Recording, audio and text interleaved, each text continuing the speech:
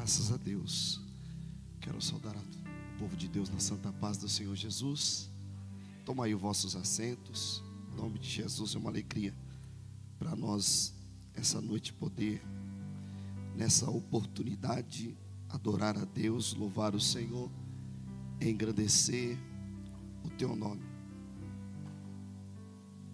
Engrandecer o teu nome, porque o nosso Deus verdadeiramente, só Ele que tem o poder de agir, de trabalhar, de operar, de entrar em todas as impossibilidades da nossa vida para a glória do teu nome.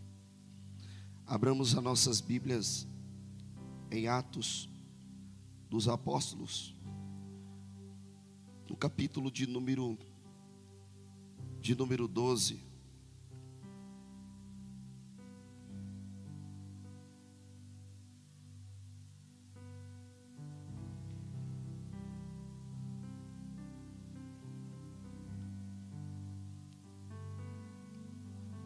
Vamos ler a partir do versículo de número 1.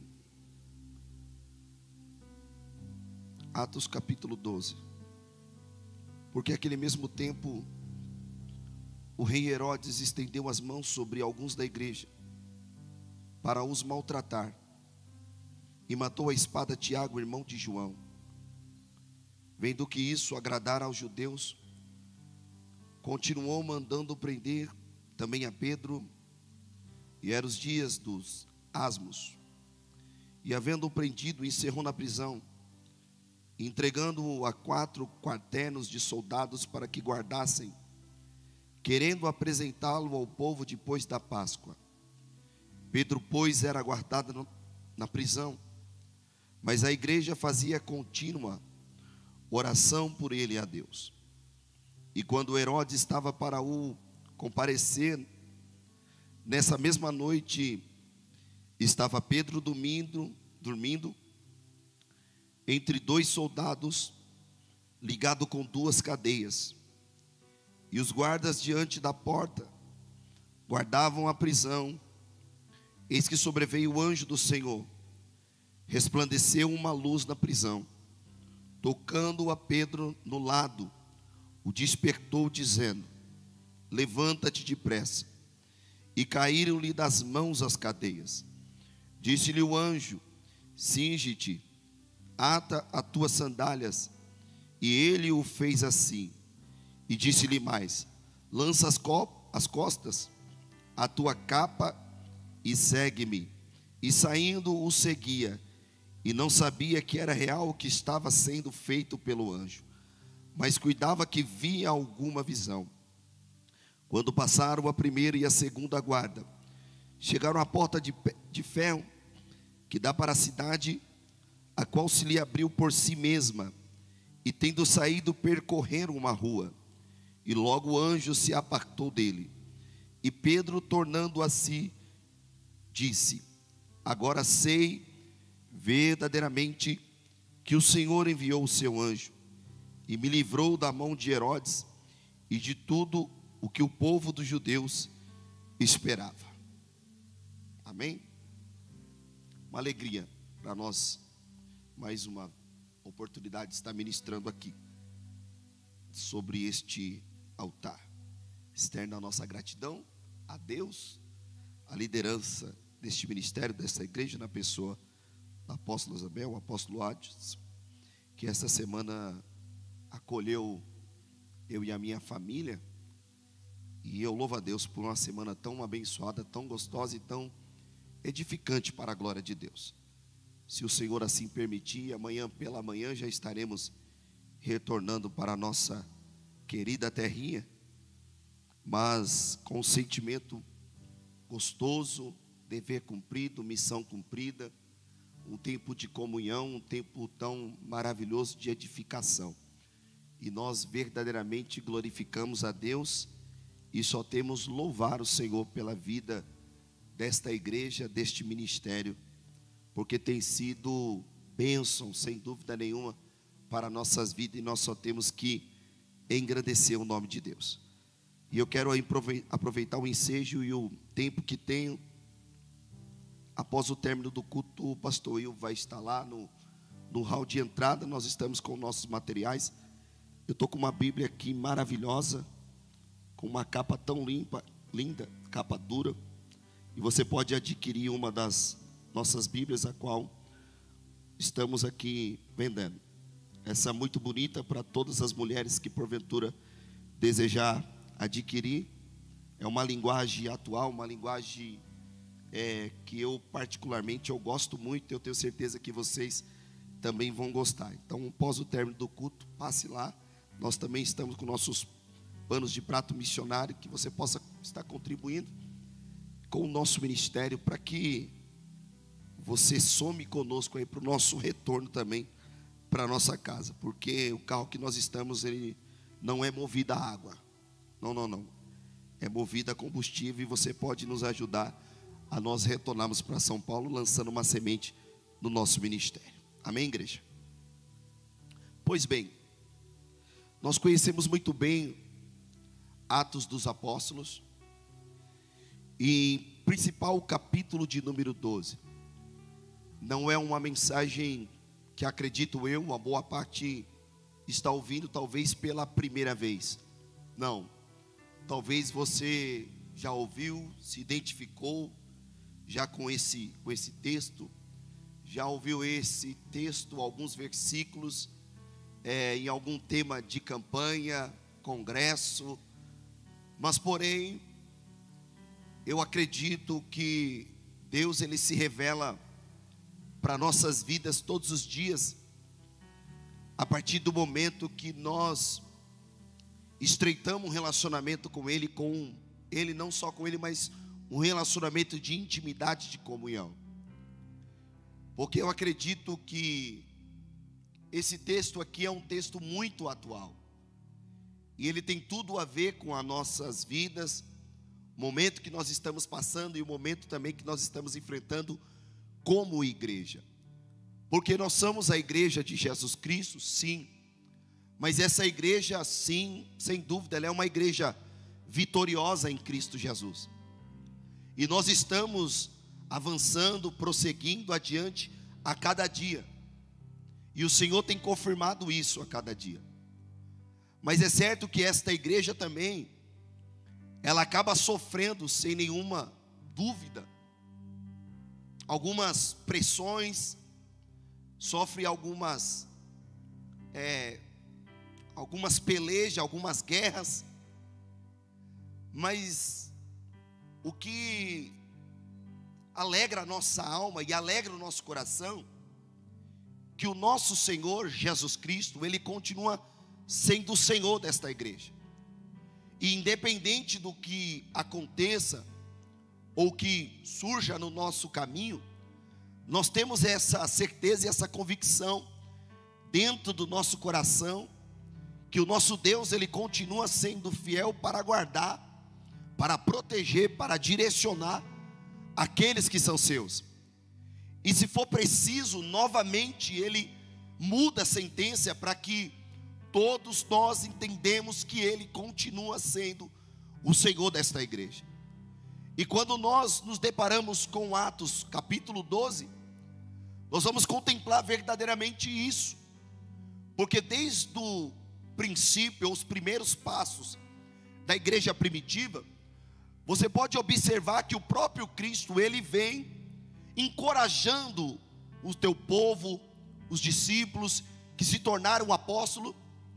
E até os dias de hoje que nós estamos vivendo, nós estamos sendo encorajados pelo nosso Senhor, porque grandes têm sido as pressões psicológicas, emocionais, espirituais, e nós sabemos que o Senhor, Ele deu armas para esta igreja, para vencer batalhas. Prova disso é quando Paulo, ele mesmo diz que as armas das nossas milícias, elas não são carnais, mas sim espirituais em Deus, para destruir toda fortalezas.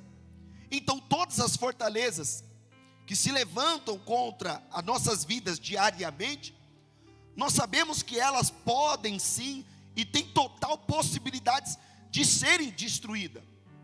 Mas aí nós perguntamos como então, ou qual armas que eu posso utilizar diante desse momento que eu estou vivendo, eu estou passando, nós estamos enfrentando, num contexto geral como igreja.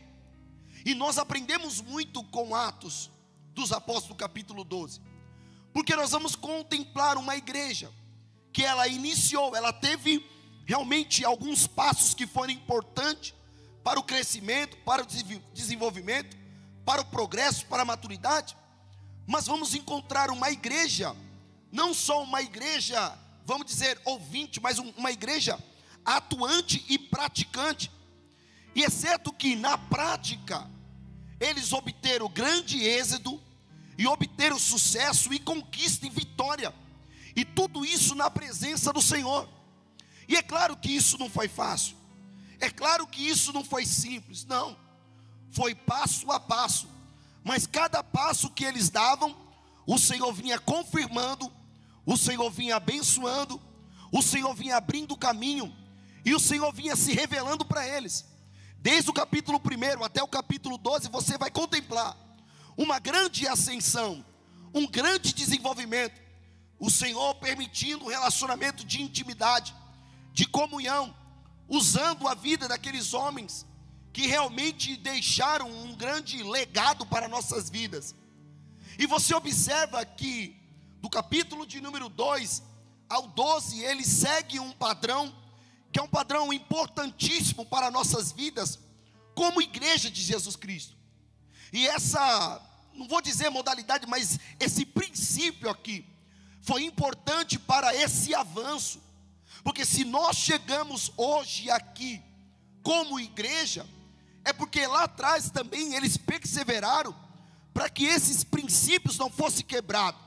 E esses princípios não foram quebrados, pelo contrário, nós estamos sim perseverando e cumprindo dia após dia, para que possamos ter uma vida vitoriosa até a vinda de Jesus Cristo. Por que eu falo isso? Porque o capítulo de número 2, nós vamos encontrar 4 fundamentos que foram importantíssimos para esta igreja.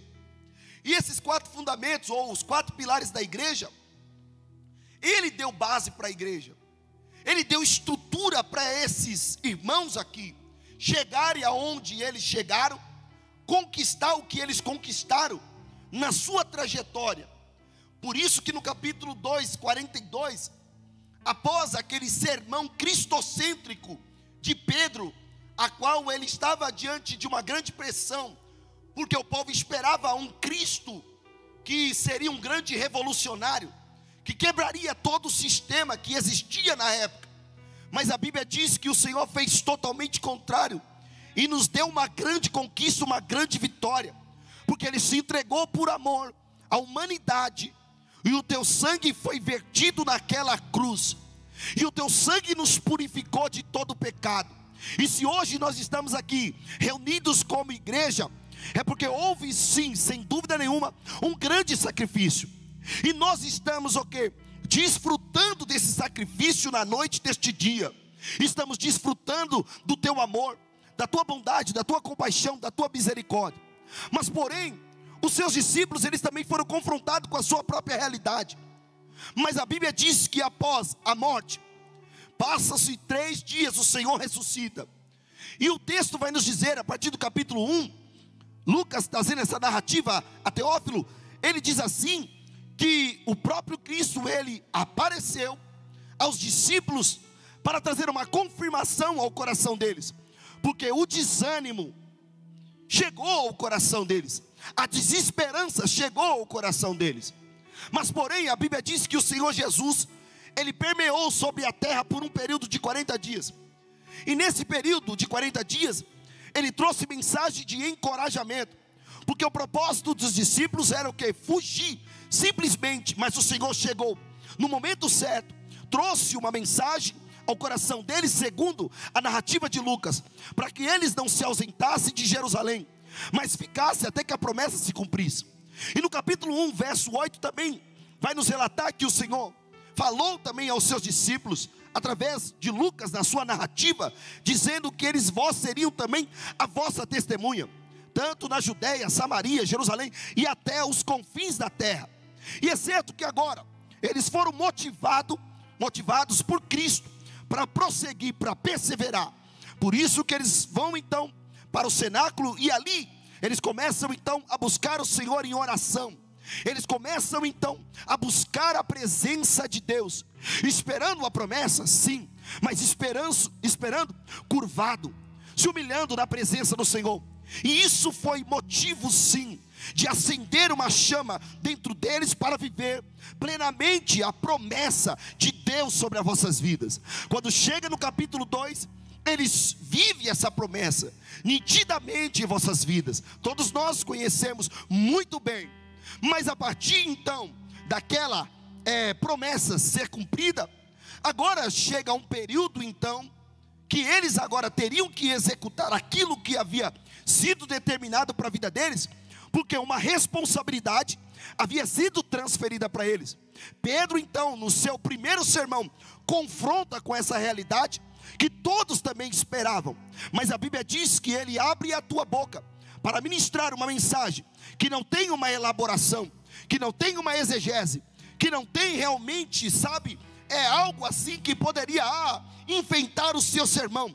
Mas ele tinha a experiência do dia a dia, acertando, também errando, tendo algumas oscilações na sua vida, mas o Senhor foi um grande investidor da sua vida, e é certo que agora ele entende isso, e ele se doa a Cristo, de uma forma de edificar, de pregar o Evangelho de Jesus Cristo. E a tua mensagem para aquele povo foi uma mensagem cristocêntrica, a prova que o povo queria saber, queria conhecer ainda mais de quem ele estava falando, porque ele não está pregando sobre qualquer um, mas ele está pregando sobre o Cristo ressurreto, o Cristo que ressuscitou. E é certo então que aquele povo agora deseja ter o que os discípulos têm. O povo agora quer sentir isso dentro de si, a paz, o gozo, a alegria. E acontece que aquilo é transferido para a vida deles através dessa mensagem, porque a pergunta que eles fizeram para Pedro foi: olha, o que é que temos que fazer para receber isso dentro de nós? E a Bíblia diz que Pedro simplesmente respondeu: olha, arrependei-vos. E a Bíblia diz que eles se arrependeram, e a Bíblia diz que muitas almas foram agregadas, quase 3.000 almas se agregaram, e muitos foram batizados. E a partir daquele momento então, um novo tempo, uma nova era vai surgindo, vai nascendo. Deus vai despontando, vai dando graça, capacitação, para que o plano original dele fosse cumprido, e estava sendo cumprido a cada dia. Só que uma verdade é, tudo isso aconteceu porque houve uma perseverança. Tanto que no capítulo 2, verso 42, eles perseveravam na doutrina dos apóstolos, comunhão, partir do pão e oração. E é certo que é os 4 fundamentos da igreja, e com isso a igreja avançou, a igreja cresceu, vidas foram libertas, vidas foram salvas, cadeias foram quebradas. Realmente o Senhor estava trazendo mudanças e grande transformação, e com isso também eles cresceram, eles aprenderam ainda mais a buscar, a ser dependente do Senhor. Só que quando nós lemos o capítulo 12, nós vamos ver que houve um grande desenvolvimento. E essa igreja aqui, os holofotes, sem dúvida nenhuma, eles ficaram focados nos apóstolos, ficaram focados naqueles homens, porque o que eles faziam, através da ação do Espírito Santo, não era uma coisa comum, era algo sobrenatural. Prova disso, capítulo 3, 2 homens estão subindo na hora 9, para um culto de adoração, numa tarde da bênção. Eles estão realmente dialogando, conversando, e de repente encontra um homem na porta de um templo chamado Formosa, e aquele homem simplesmente estende a mão, querendo que eles oferecessem uma moeda ou algo desse tipo. Mas a Bíblia diz que um olha para o outro, fita os olhos naquele homem, e é certo então que eles não se conformam com a situação daquele homem, e eles entendem uma coisa: olha, nós não temos o que ele quer, o que nós temos é melhor do que verdadeiramente ele precisa. Então aqueles homens oferecem o que? Olha, nós não temos prata, nós não temos ouro, mas o que nós temos, nós te oferecemos. Em nome de Jesus Cristo, o Nazareno, levanta-te e anda. E é certo que quando este homem recebe este milagre do Senhor na vossa vida, por intermédio desses homens, Todos nós sabemos que a fama deles correu, porque a Bíblia diz que a fama correu deles. E é certo então que trouxe notoriedade para vossas vidas, trouxeram notoriedade para vossas vidas. E com isso então, a cada capítulo que nós vamos percorrer, você vai encontrar uma manifestação do Espírito Santo de Deus de uma forma gloriosa através do homem. Então é natural que essa notoriedade ela chega também no capítulo 12. E no capítulo de número 12 agora, entra na história novamente uma dinastia herodiana. E essa dinastia herodiana foi aquela mesma que havia perseguido Jesus. E não só havia perseguido Jesus após o teu nascimento, mas aqueles mesmos que tentaram abortar o plano de Deus. Mas o Senhor já tinha dado uma profecia no livro de Oséias, que o Senhor iria então guardar o teu ungido, o teu escolhido. Ele foge sim com seus pais, mas tudo isso estava dentro do propósito de Deus. Agora, passa-se alguns anos, essa mesma dinastia agora, ela aparece e está querendo o quê? Abortar o plano de Deus, que está sendo executado através da vida dos apóstolos. Só que tem porém, este povo aqui, servo de Deus, e essa igreja aqui, ela tem uma promessa de Deus sobre a vossa vida. E a promessa de Deus, ela é fiel sobre a vida deste povo. Porque o Senhor falou que essa igreja, ela iria avançar, e ela não iria recuar, e as portas do inferno não iriam prevalecer contra ela. É uma promessa, sim. Só que agora Herodes, ele vai pressionar, e a sua pressão, irmão, acabou trazendo um certo abalo, uma certa preocupação, um certo temor, trouxe. Porque ele começou no capítulo 12, primeiramente, a maltratar alguns da igreja. Depois, sabe o que ele fez? Viu que não teve resultado maltratar? Ele tira a vida de Tiago, irmão de João. E é certo que agora a notícia corre. Os crentes da época, vamos dizer assim, o cristão da época, todos ficaram assustados, todos ficaram perplexos. Porque é claro, maltrataram, e agora tirou a vida de Tiago. E o que será de nós? Só que tem porém, esta igreja, ela tem princípios, porque ela foi discipulada. É uma igreja estruturada, sim, é uma igreja estruturada e firmada em Cristo Jesus. E ela tem entendimento de uma coisa, que o que está acontecendo, sim, é fruto do quê? Fruto dos ensinamentos do Senhor. Porque ele já tinha deixado que essas perseguições, elas viriam, e ela chegou. Quando ela chegou, trouxe um certo desconforto, trouxe, mas não encontrou uma igreja despreparada. Por isso que quando nós vamos deparar com o capítulo 12, no verso de número 5, olha, Pedro havia sido preso também, e já havia uma sentença contra a sua vida, e uma sentença de morte para a sua vida. Mas uma verdade é, Deus é tão justo, Deus é tão fiel, que já havia levantado um povo. E esse povo que havia se levantado, a Bíblia nos ensina no capítulo 12, verso 5. Pedro, pois, era guardado na prisão. Mas a igreja fazia contínua oração a Deus por ele, para que o Senhor pudesse mudar a sentença, reverter o quadro que realmente ele se encontrava. E eu aprendo uma coisa: a igreja do Senhor Jesus, ela tem poder ou não tem poder? Sim, ela tem o poder de Cristo sobre a vossa vida, porque ele mesmo disse sobre a questão da oração, porque a oração é algo importantíssimo para a nossa vida. Porque uma igreja que tem um relacionamento de intimidade, de comunhão com o Senhor através da oração, é uma igreja que vive grandes milagres, vive grandes proezas, grandes prodígios e grandes maravilhas. E eu quero profetizar na noite deste dia, através da oração desta igreja, Deus vai fazer coisas extraordinárias, e o nome dele vai ser glorificado, porque a oração, ela funciona. Eu acredito que a oração funciona. Eu falo isso porque eu sou fruto, sim, de oração. Porque eu me recordo ainda, muito jovem, minha mãe, dirigente do ciclo de oração, sim, e eu via aquela mulher em todo tempo, todo momento orando, vendo a sua casa do jeito que estava, mas ela estava sempre em prontidão, orando e perseverando. E se hoje eu estou aqui, é claro, primeiramente pela misericórdia de Deus, mas segundo, porque teve alguém que perseverou pela minha vida em oração. Oração funciona. E a igreja precisa entender dentro desse tempo, que nós temos um papel fundamental. E através da nossa postura, atitude como igreja, não só a sua vida pode mudar, mas a vida de muitas pessoas pode mudar. Porque a Bíblia nos ensina que a oração do justo pode muitos seus efeitos. Só que agora o negócio vai agravando, os dias vão passando, e esse povo tem entendimento de uma coisa: nós precisamos intensificar a nossa vida em oração.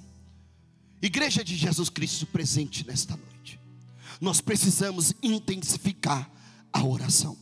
Porque eu vou dizer uma coisa aqui, vou abrir um parênteses aqui. O nosso opositor ou o nosso inimigo, ele não está escondendo mais que ele é o nosso inimigo. Já estão se declarando quem eles são, e eles já se posicionaram. Se o nosso inimigo se posicionou, não é hora também de nós nos posicionarmos como igreja de Jesus Cristo? E eu creio que diante desta batalha, diante desta peleja, nós sairemos vencedores, porque o nosso Senhor é fiel para verdadeiramente mudar o curso da nossa vida, mudar o curso da nossa história, através da oração. Por quê? Porque eu aprendo uma coisa, que agora entra na história, no capítulo 12, uma mulher simples, mas uma mulher que havia sido discipulada, uma mulher que havia sido preparada para um momento como esse. Então você observa que esta mulher, por cujo nome Maria, ela não era só ouvinte da palavra, mas essa mulher também era uma praticante da palavra. Esta mulher agora, ela entendeu: eu não posso deixar o meu pastor nessa condição. Foi um homem que me ajudou, que estendeu a mão, foi um homem que me socorreu nos momentos que eu precisava. Eu preciso retribuir. E de que forma que eu vou retribuir? Eu vou retribuir da forma como eu fui ensinada. Então a irmã Maria, sabe o que ela faz? Ela convoca o povo para um culto. Que culto que é esse? Culto da vitória, culto das portas abertas, culto da providência, culto das causas impossíveis. Não, nada disso. Sabe o que ela faz? Ela convoca o povo para o culto da humilhação. Eita glória! Pastor, eu não estou entendendo. O culto da humilhação. Culto da humilhação é o culto da oração. É o culto que você, na sua intimidade, você chora, você ora, você clama pela dependência do Senhor, pelo favor do Senhor para a tua vida. E ela abre a porta da sua casa, não é para falar mal de A, de B, de C. Não, ela abre a porta da sua casa para cumprir princípio. Escuta uma coisa que eu vou lhe dizer. Dentro desse tempo Deus está dizendo: abra a tua casa para cumprir princípios. Porque quando eu abro a minha casa para cumprir princípios, verdadeiramente eu estou provocando algo no âmbito espiritual. Porque tem coisas na nossa vida que elas vão ser resolvidas. Não é aqui coisa terrena. Olha, é no âmbito aqui espiritual. E o Senhor essa noite, Ele está Ele está me dando armas para que nós venhamos vencer os nossos inimigos, porque os nossos inimigos estão querendo nos aprisionar. Quantas pessoas que estão do nosso lado, espiritualmente falando, estão vivendo aprisionamento emocional na alma, não consegue romper, a vida está travada, até que se esforçar, mas não consegue. Mas eu entendo uma coisa: quando eu me posiciono como igreja, quem está perto de mim, aleluia, a sua vida pode ser mudada. Eu vou lhe dizer uma coisa: através da sua oração, Deus pode mudar o destino de alguém. Eu vou repetir: através da tua oração, Deus pode mudar a rota da vida de alguém. Através da tua oração, Deus pode mudar a história de alguém. Por isso que nós sofremos muito para orar. Às vezes nós estamos em um momento devocional com Deus, natural. Isso já deve ter acontecido com você. Você está todo disposto, de repente ajoelha, daqui a pouco, nossa, começa a dar sono, começa aí, vai. Ou seja, somente quando é de madrugada, é uma luta, é uma guerra. Apóstolo Isabel, daqui a pouco nós estamos: Jesus, eu te abençoo. Diabo, olha, ele nos faz uma confusão, porque orar não é fácil, é uma luta, é uma guerra. Mas uma verdade é: quando nós perseveramos sim na presença do Senhor, nós estamos enviando uma informação: Senhor, nós queremos sim ter resultados. E eu quero profetizar nesta noite: o Senhor está trazendo resultados para esta igreja. Eu quero crer que nós vamos começar a testemunhar. Deus está destravando a minha casa, minha família, meus negócios, a minha empresa, meu ministério vai começar a romper. Quando na unidade da igreja, Deus ele opera na unidade da igreja, uma igreja unida. A irmã Maria abre a porta da tua casa, os crentes tudo orando, pastora, socorro, buscando a presença de Deus. E sabe o que acontece? Deus ele se move a favor de uma igreja que ora. Eu vou repetir: Deus ele se move ao favor de uma igreja que ora. Como assim Deus se move, pastor Rio? Esdras capítulo 8, verso de número 23, ele diz assim: e pedimos isso ao nosso Deus, e Deus se moveu por causa das nossas orações. Deus vai te dar uma jornada feliz, assim como Deus deu para o teu servo. Porque a oração, irmão, verdadeiramente ela funciona. A igreja agora está dentro da casa da irmã Maria orando, e a oração sobe nas narinas de Deus. E Deus, acredito que se inclina, e Ele contempla: eita, eu estou gostando, porque tem uma igreja em humilhação e adoração na minha presença. E eu vou dizer uma coisa: uma igreja que ora, que se humilha, não tem como ela não chamar a atenção de Deus. Porque eu vou lhe dizer uma coisa, irmãos: pregar bonito não chama a atenção de ninguém não. Louvar bonito não chama a atenção de Deus. Não é isso que Deus quer não. Mas uma verdade é um coração quebrantado. Um coração contrito não despreza a Deus. Deus não despreza. Por isso que quando nós vamos fazer alguma coisa, realmente faça com o coração quebrantado. Então eu creio que a irmã Maria, com o coração quebrantado, unido com aquele povo, chorando na presença de Deus pela uma providência divina. Agora os anjos ministradores estão diante do altar, estão diante do trono, sabe, esperando uma ordem de Deus para trabalhar. E de repente Deus traz uma ordem ao anjo e diz: olha, está acontecendo algo lá na terra, e eu preciso que você desça até lá e faça o que eu tenho ordenado para a tua vida. Sabe o que acontece? Olha, na velocidade da luz o anjo desce, e ele desce aonde? Aonde tem alguém que está precisando de auxílio. Tem alguém aqui nessa noite que precisa de auxílio?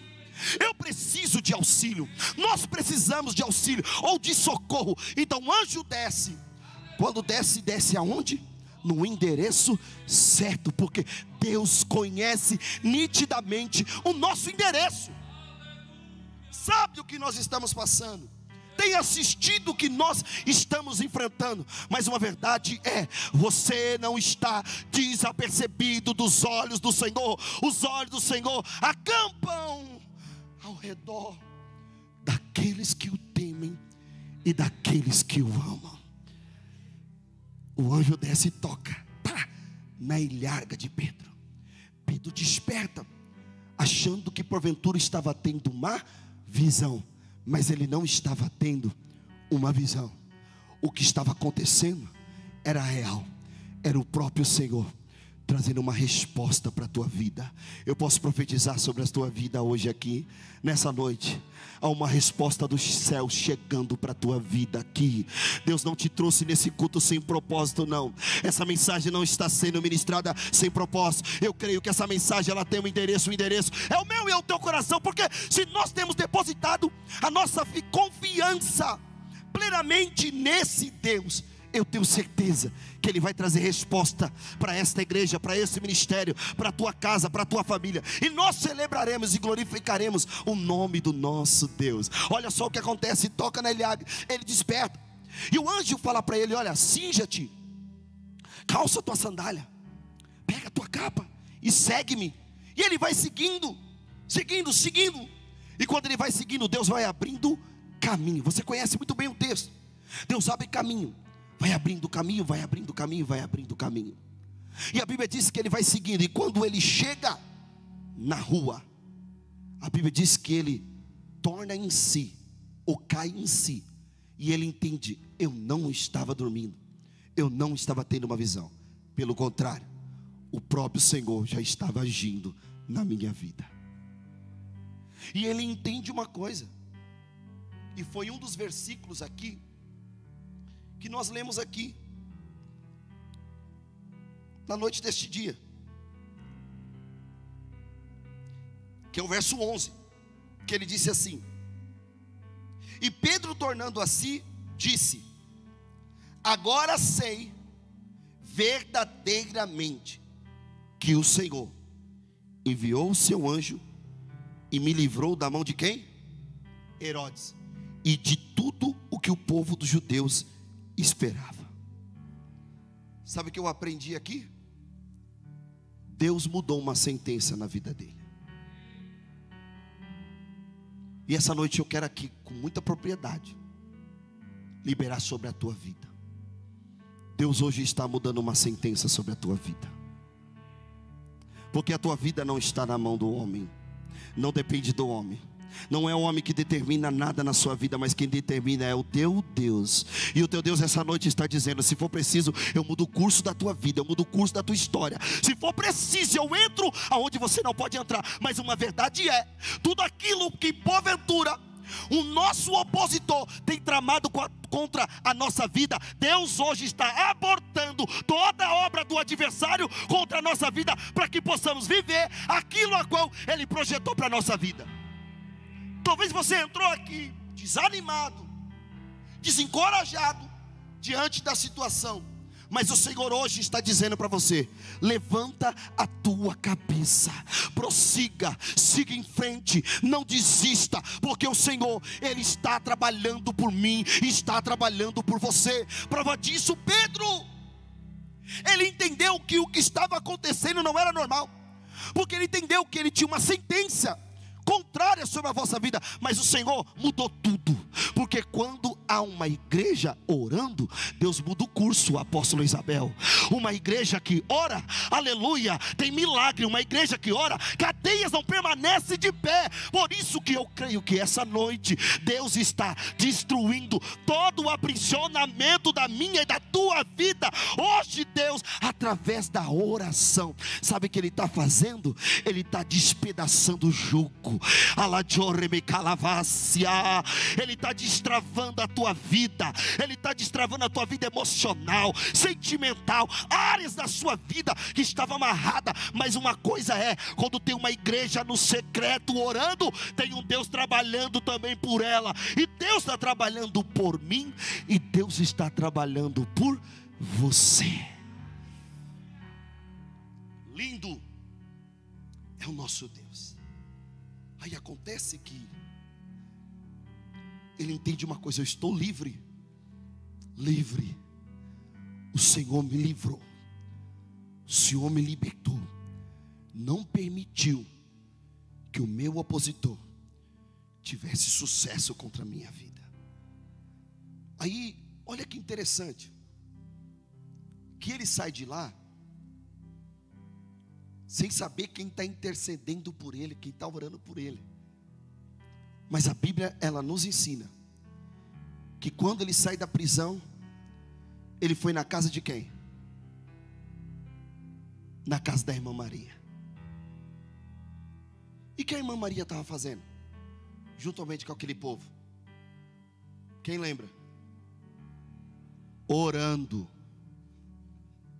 Eu poderia subordinar um tema para essa mensagem: o milagre vai bater na porta da irmã Maria.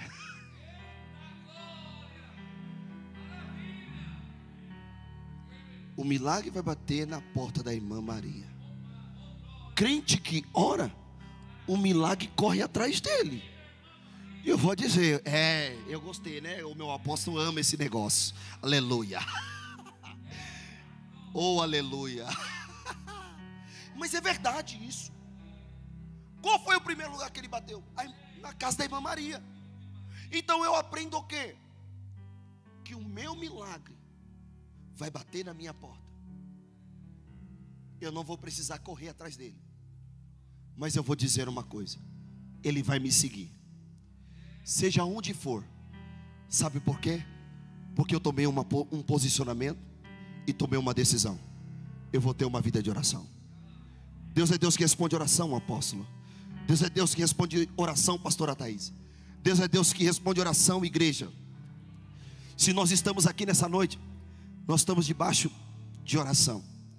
Se essa igreja está aqui neste dia reunida, é porque realmente nós estamos debaixo de um manto de oração. Amém? Fica de pé comigo quem pode.